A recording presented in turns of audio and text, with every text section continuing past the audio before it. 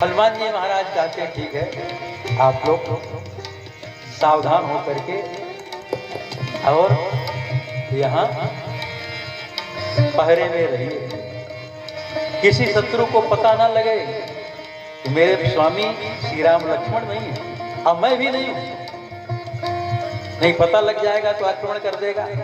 यदि कोई शत्रु आक्रमण करता है मेरे आते तक आप लोग उससे लड़ना, कुछ होने नहीं देना। हनुमान जी महाराज प्रणाम करते हैं सबको और चलते हैं पूरे। हनुमान जी महाराज पाताल में पहुंच गए। हनुमान जी महाराज को पाताल में जाने विलंब नहीं लगा, क्योंकि हनुमान जी महाराज किस गति से चलते हैं। हनुमान जी की गति के सामने गरुड़ जी की गति भी धीमी, पवन देवता की गति भी धीमी, यहाँ तक कि मन की गति भी धीमी।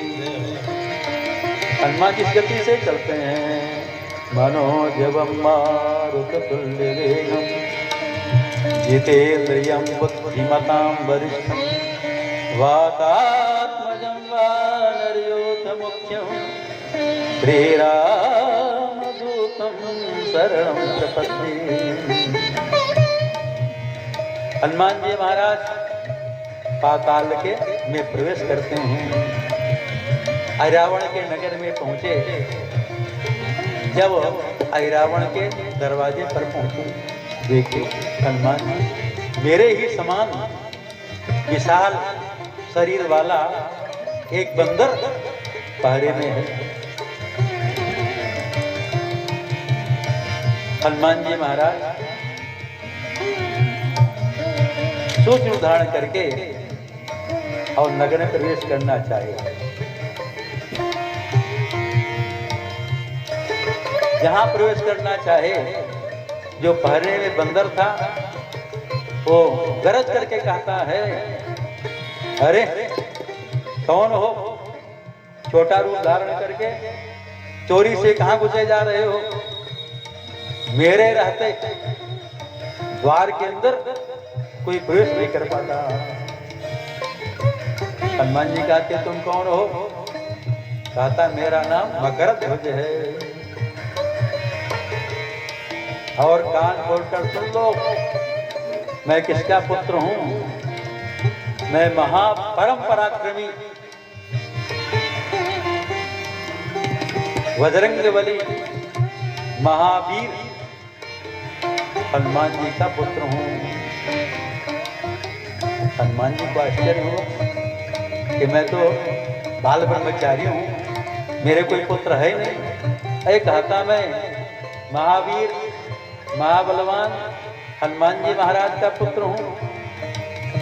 तो हनुमान जी उससे कार्य करते हैं, अरे हनुमान जी तो ब्रह्मचारी, तुम उनके पुत्र कैसे हो गए।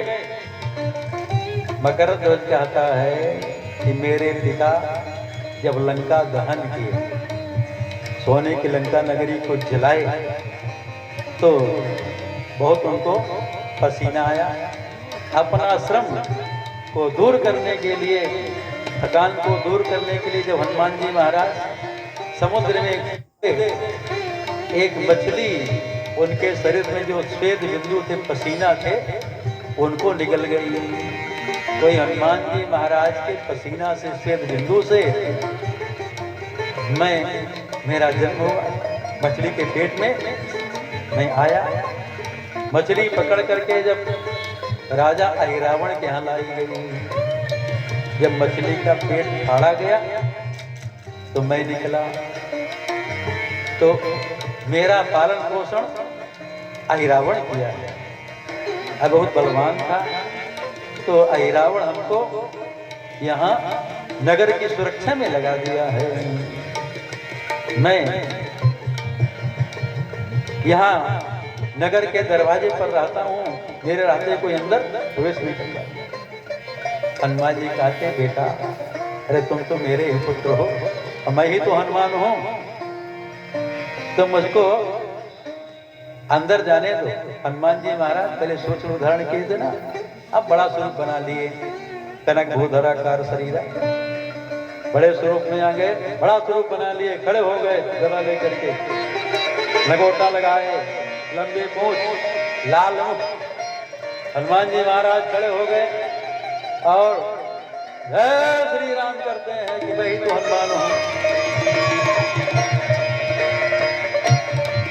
हनुमान जी महाराज कहते हैं कि मैं ही तो हनुमान हूं, मैं तुम्हारा पिता हूं।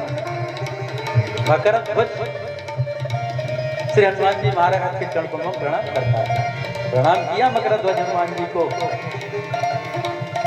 और हनुमान जी उससे पूछते हैं, बेटा बताओ तुम्हारे स्वामी जो अहिरावण हैं, क्या किसी को हरण करके लाए हैं? मेरे स्वामी श्री राम लक्ष्मण को हरण करके लाए हैं? मकर ध्वज कहता है कि मैं नाम तो नहीं जानता कि कौन है, लेकिन दो को हरण करके पकड़ करके लाया है। एक श्याम वर्ण के हैं, एक गौर वर्ण के हैं, और बड़े सुंदर हैं, अत्यंत सुंदर राजकुमारों को पकड़ करके लाए हैं। और अभी थोड़ी ही देर में उन्हें देवी के सामने खड़े करके और बलि चढ़ा देंगे। हनुमान जी महाराज का अच्छा बेटा अब हमको जाने दो, अपने स्वामी की मैं रक्षा करूं, जाने दो। मकर ध्वज कहता है कि नहीं पिताजी, आप भीतर नहीं जा सकते। भले आप हमारे पिता हैं, लेकिन मेरे जीवित रहते आप अंदर नहीं जा सकते। आप मुझको पराजित करके और अंदर जा सकते हैं। यदि पिता के नाते मैं आपको अंदर जाने दूंगा तो मैं अपने धर्म से च्युत हो जाऊंगा, गिर जाऊंगा, क्योंकि स्वामी के साथ विश्वासघात माना जाएगा। इसलिए पिताजी आप अंदर जाना चाहते हैं, आप मुझको पराजित करें और फिर जा सकते हैं। हनुमान जी महाराज को वहां पहुंचने की बहुत जल्दी थी। हनुमान जी महाराज उसको मुक्का मारे। जब मुक्का मारे, अब मकर ध्वज हनुमान जी का ही बेटा है, युद्ध छिड़ गया, वो भी मुक्का मारा, बहुत युद्ध हुआ। अंत में हनुमान जी महाराज मकर ध्वज को पराजित कर दिए, और पराजित करके और उसी की पूंछ से मकर ध्वज को जोर से खंभे में बांध दिए, जोर से खंभे में बांध दिए। और हनुमान जी फिर सूक्ष्म रूप धारण करके वहां देवी के मंदिर में पहुंचे। वहां हनुमान जी महाराज देखते हैं चामुंडा के सामने जल भर करके रखा है स्नान करने के लिए। रक्त चंदन, रक्त पुष्प, रक्तमाला, धूप दीप, नैवेद्य, सब पूजा का सामग्री रखी है। अब पूजा प्रारंभ ही होने वाली है। हनुमान जी महाराज सीधे देवी के पीछे चले गए, सूक्ष्म रूप बना करके देवी के पीछे चले गए। भगवान श्री राम जी के अनन्य सेवक अनन्य दास हनुमान जी महाराज के स्पर्श से देवी पाताल में चली गई। अब देवी के रूप में हनुमान जी महाराज आ गए। देवी तो पाताल में चली गई। अब हनुमान जी महाराज मुंह फाड़ करके खड़े हो गए। लग रहे हैं देवी जैसे, लेकिन है हनुमान जी। देवी तो चली गई पाताल में, हनुमान जी महाराज मुंह फाड़ करके खड़े हैं।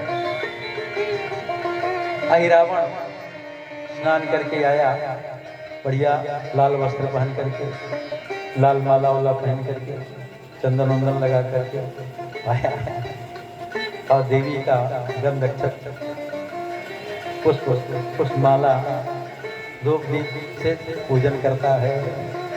अब धूप दीप करने के बाद फिर भोग लगाया, लड्डू, खीर, पूड़ी, पुआ जो ही हो भोग लगाया। यहाँ भोग लगाया हनुमान जी महाराज, जो देवी के रूप में हनुमान जी महाराज हैं उसको पा रहे हैं, भोग लगा रहे हैं। जितने वस्तुएं भगवान और वो भोग लगा रहा, हनुमान जी सबको पा रहे हैं, प्रत्यक्ष प्रकट होकर के पा रहे हैं, सब स्वीकार कर। आई रावण देख रहा, विचार का आज देवी बहुत प्रसन्न है, जितना हम नैवेद्य अर्पण कर रहे हैं वो सब देवी पाई ही जा रही है। देवी बहुत प्रसन्न है क्योंकि इतना सुंदर बलि पशु आज मिल गए हैं इसको देवी को चढ़ाने के लिए। हनुमान जी महाराज सब पकवान आत्मसात करके पा गए। अंत में आई रावण श्री राम और लक्ष्मण जी को बुलाया, बलिदान के पहले स्नान करवाया गया और उसको भी खिलाया पिलाया जाता है। क्यों? आज उसका विधान हो गया है। लोग कहा करते हैं कि महाराज जो भगवान की भक्ति करता है वो ही कष्ट में रहता है, और जो बहुत होता है इधर उधर करता है सुखी देखा जाता, सुखी नहीं देखा जाता। लेकिन दुनिया वाले ऐसा लोग कहते हैं। तो मान लो ऐसा देखा भी जाता है कि पूजा पाठ करने वाला कोई दुखी है तो ध्यान यही है, दुख सुख तो पाप से मिलता है। अब बहुत बड़ा पाप है के कारण कष्ट मिल रहा है।